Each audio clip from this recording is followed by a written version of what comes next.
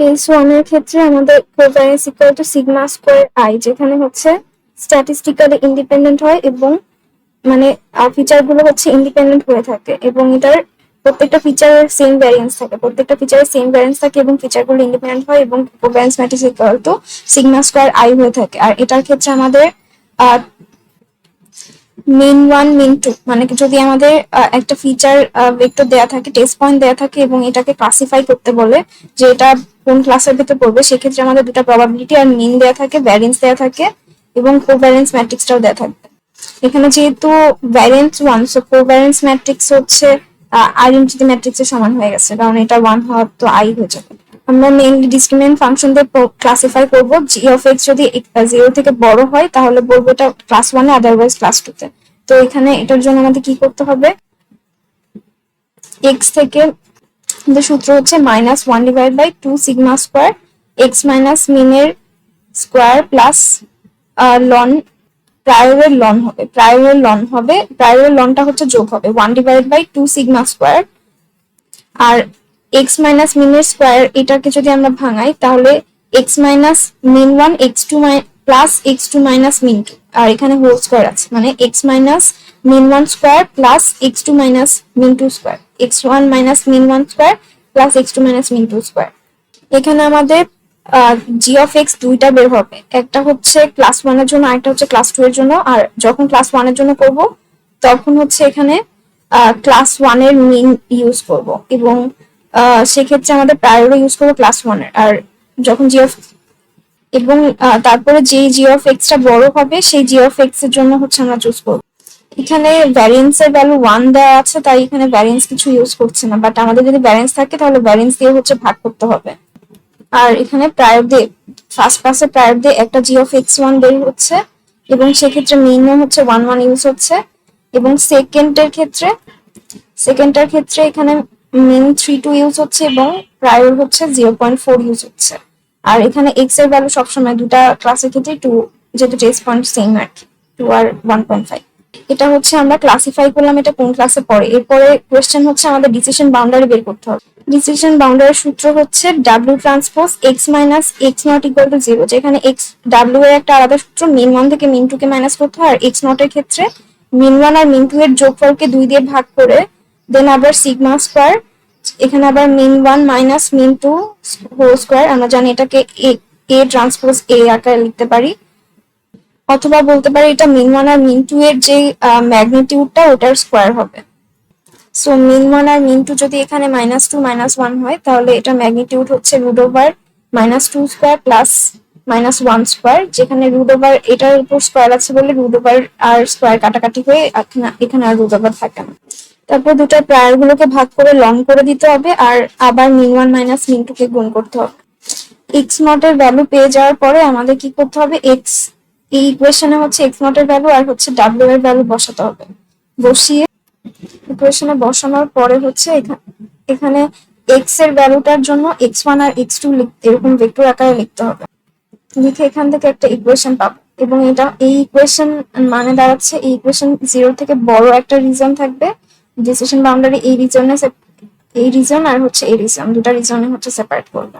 Case 2 এর ক্ষেত্রে আমাদের যদি কোভ্যারেন্স সমান দেওয়া থাকে, সেম কোভ্যারেন্স শেয়ার করছে দুটো ডিফারেন্ট ক্লাস, তখনই আমরা বুঝবো যে এটা কেস 2 হবে। এবং এটার ক্ষেত্রে এই ডিসটেন্সটা ইউজ করতে হবে। কেস 2 এর ক্ষেত্রে জাস্ট আমরা ডিসটেন্স বের করব। এখন এই ডিসটেন্সের ক্ষেত্রে আমাদের এটাকে কোভ্যারেন্সকে ইনভার্স করতে হবে, কোভ্যারেন্সের ইনভার্স ম্যাট্রিক্স বের করতে হবে।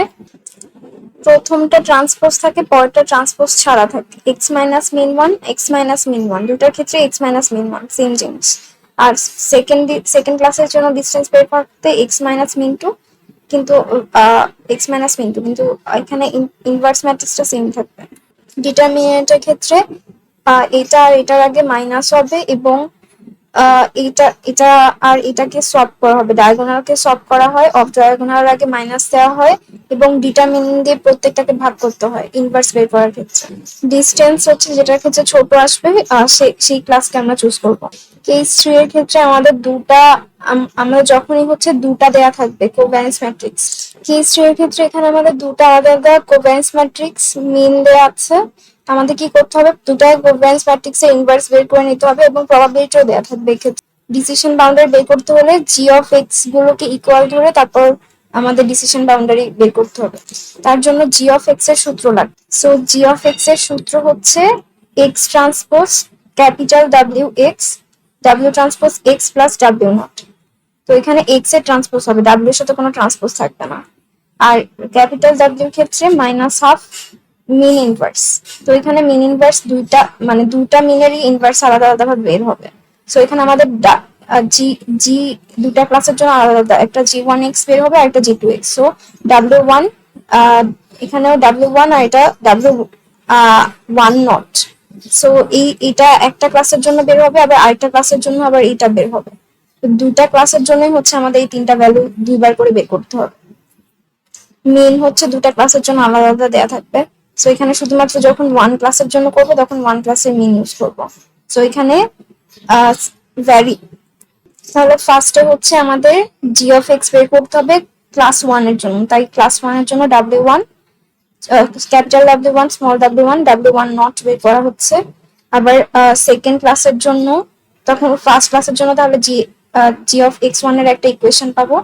আবার W two, W capital W two, small W two আর ডাব্লিউ টু নট পাবো। সেই ভ্যালুগুলো আবার জি অফ এক্স এ বসানোর পরে আরেকটা ইকুয়েশন পাবো। দেন দুটা ইকুয়েশনকে ইকুয়াল ধরে এখান থেকে একটা ইকুয়েশন পাবো, সেটাই হবে হচ্ছে আমাদের ডিসিশন বাউন্ডারি ইকুয়েশন। তাহলে কেস 3 ক্ষেত্রে সূত্র হচ্ছে covariance inverse, covariance inverse mean. Covariance inverse mean হচ্ছে স্মল ডাব্লিউ ক্ষেত্রে, আর ক্যাপিটাল ডাব্লিউ ক্ষেত্রে জাস্ট কোভ্যালেন্স ইনভার্সের সাথে মাইনাস হাফ।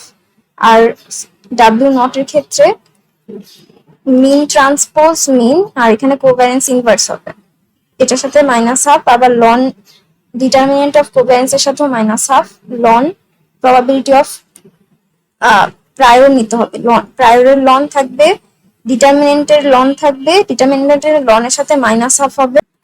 একটা মিনের ট্রান্সপোজ, আর মিনের ট্রান্সপোজটা আগে হবে, পরে হচ্ছে নর্মাল মিনটা থাকবে, আর মাঝখানে ইনভার্স থাকবে, কোভ্যালেন্সের ইনভার্স।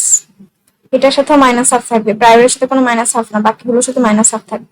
যদি আমাদের ডিসিশন বাউন্ডারিটা x square a x square plus b x plus c আকারে আসে, তার মানে হচ্ছে ডিসিশন বাউন্ডারিটা এরকম কনভেক্স হবে, প্যারাবোলা হবে আর কি। আর আমাদের যদি ডেটা পয়েন্ট দেয়া থাকে, কোনো মিন আর কোভ্যালেন্স ম্যাট্রিক্স দেওয়া না থাকে, সেক্ষেত্রে মিন আর কোভ্যালেন্স ম্যাট্রিক্স ডেটা পয়েন্ট থেকে বের করার সিস্টেম হচ্ছে ফার্স্টে আমাদের মিন বের করতে চাইলে, আর ক্লাস ওয়ান এর যদি মিন বের করতে চাই তাহলে ডেটা পয়েন্টের এক্স গুলোকে আলাদাভাবে যোগ করতে হবে আর ওয়াই গুলোকে আলাদাভাবে যোগ করতে হবে।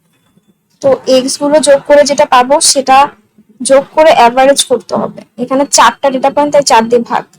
সো উপরের এইটাকে যোগ করে আর এটাকে যোগ করে হচ্ছে দুটো আলাদা আলাদা ভ্যালু অ্যাভারেজ করে পেলাম, সেটা হবে মিন।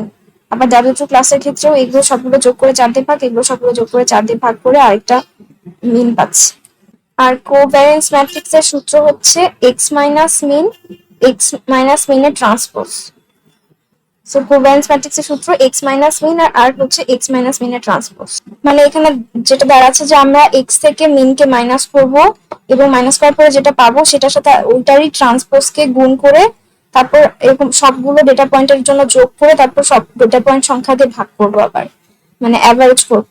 তো কোভ্যালেন্স ম্যাট্রিক্স এর জন্য কি করব, এখানে আমি 2 থেকে মিনকে মাইনাস করব, 6 থেকে মিনকে মাইনাস করব, করার পরে একটা ম্যাট্রিক্স পাবো। যে ম্যাট্রিক্স পাবো 2 থেকে মিনকে মাইনাস করার পরে যে ম্যাট্রিক্সটা পেলাম, আবার 6 থেকে মিনকে মাইনাস করার পরে যে ম্যাট্রিক্স পেলাম, এটাকে আবার ট্রান্সপোজ করে দুটাকে ম্যাট্রিক্স মাল্টিপ্লিকেশন করার পরে আরেকটা ম্যাট্রিক্স পেলাম। একইভাবে আবার এই ডেটা পয়েন্টের জন্য এটা থেকে মিন মাইনাস, এটা থেকে মিন মাইনাস, তারপর আবার ম্যাট্রিক্স মাল্টিপ্লিকেশন করে আরেকটা, মানে এরকম করে যতগুলো পাচ্ছি সবগুলোকে যোগ করে আবার 4 দিয়ে ভাগ করতে হবে। তাহলে আলটিমেট আমরা যে কোভ্যালেন্স ম্যাট্রিক্স সেটা হচ্ছে ডাব্লিউ ওয়ান ক্লাসের জন্য পাবো। একইভাবে ডাব্লিউ টু ক্লাসের জন্য আবার এটা থেকে মিন মাইনাস, এটা থেকে মিন মাইনাস করে একটা যেটা পাবো সেটাকে আবার নিজের সাথেই হচ্ছে ম্যাট্রিক্স মাল্টিপ্লিকেশন করে যেটা পাবো, এরকম করে প্রত্যেকটার জন্য হচ্ছে আমি ম্যাট্রিক্স পাবো, সবগুলোকে একসাথে যোগ করে আবার 4 দিয়ে ভাগ করতে হবে। এখানে এটাই করা, যে আবার সেকেন্ড মিন, এটার ক্ষেত্রে মিনটা আলাদা, সো সেই মিন দিয়ে মাইনাস করা হবে। কেস 2 এর ক্ষেত্রে ডিসিশন বাউন্ডারি সূত্র হচ্ছে মিন ইনভার্স মিন 1 মাইনাস মিন 2, আর এখানে মিন 1 প্লাস মিন 2 ডিভাইডেড বাই 2। আর এই পোর্শনটা এখনো সেম আছে যে লন করতে হবে প্রবাবিলিটি অফ 1 থেকে প্রায়র 1 ডিভাইড বাই প্রায়র 2, আর এখানে জাস্ট চেঞ্জ হচ্ছে যে মিন 1 মাইনাস মিন 2 ট্রান্সপোজ কোভ্যালেন্সের ইনভার্স আর মিন 1 মাইনাস মিন 2 এটা হচ্ছে আমাদের নিচে থাকবে, আর উপরে মিন 1 মাইনাস মিন 2 এটা আগে থাকতো। আর এখানে ডাব্লিউ এ শুধু মিন 1 মাইনাস মিন 2 না, সাথে কোভ্যালেন্স ইনভার্সও থাকবে কেস 2 এর ক্ষেত্রে।